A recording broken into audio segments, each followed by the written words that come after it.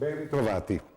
Dopo la firma dei patti lateranensi del 1929 tra il Vaticano e lo Stato italiano, Papa Pio XI chiamò Mussolini l'uomo della provvidenza.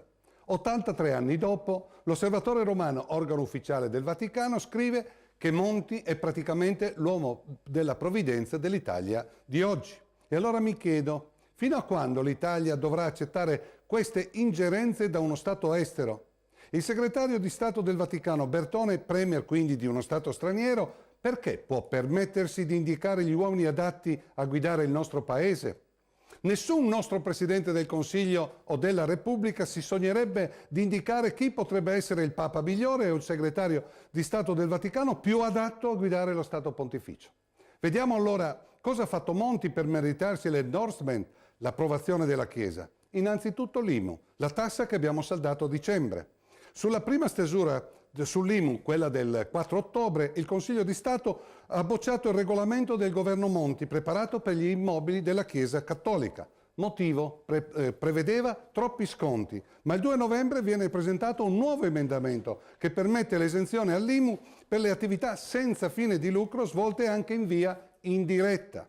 In soldoni, come scrive il costituzionalista Michele Ainis, se la Caritas compra una banca, questa non pagherebbe l'IMU.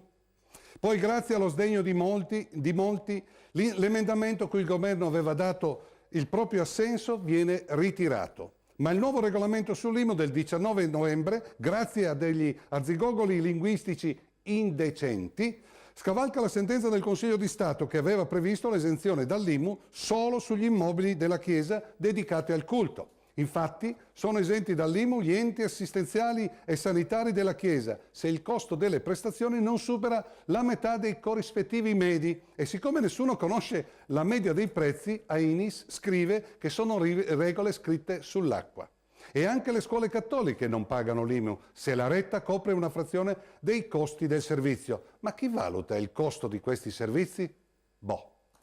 Nel frattempo il ministro dell'istruzione Profumo ha firmato 2 nuovi accordi con i vescovi italiani per rafforzare l'insegnamento del cattolicesimo nelle nostre scuole. E poi la Costituzione autorizza le scuole private purché non ci siano oneri per lo Stato. Monti invece ha tagliato i fondi alle scuole pubbliche, mentre ha lasciato i 223 milioni di finanziamento alle scuole paritarie private che, come sappiamo, sono nella stragrande maggioranza cattoliche. Sull'8 per 1000 è meglio stendere un velo pietoso. Sicuramente il professore ed i vari casini non si sognano di ridimensionarlo come era previsto nel nuovo concordato. Anche sui diritti civili Mario Monti ed i vari casini sono pronti ai desiderata delle gerarchie vaticane. Un esempio su tutte, la legge sulla fecondazione assistita.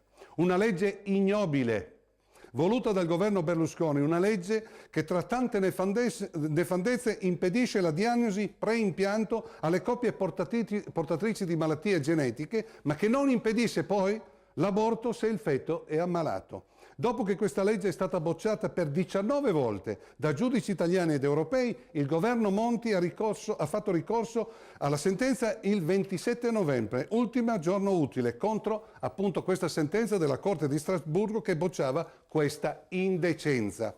Un ricorso che è un insulto alla logica e al buonsenso. Poi naturalmente Monti ed i vari casini sono contrari al testamento biologico, visto che la Chiesa Cattolica è contraria che ognuno di noi scelga di morire dignitosamente senza accanimenti terapeutici indesiderati. E probabilmente Monti ed i vari casini non vogliono una legge che punisca l'omofobia, visto che la Chiesa la tratta quasi fosse una malattia, che è come una deviazione sessuale.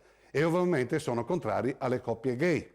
Per cui se per disgrazia, sottolinea, se per disgrazia Monti dovesse continuare a fare il premier con i vari casini anche dopo queste elezioni, si allontana ulteriormente il principio enunciato da Cavour, libera Chiesa in libero Stato. Non diventeremo ancora, dopo oltre un secolo e mezzo dall'unità d'Italia, un paese adulto ed emancipato dai diktat di Santa Romana Chiesa.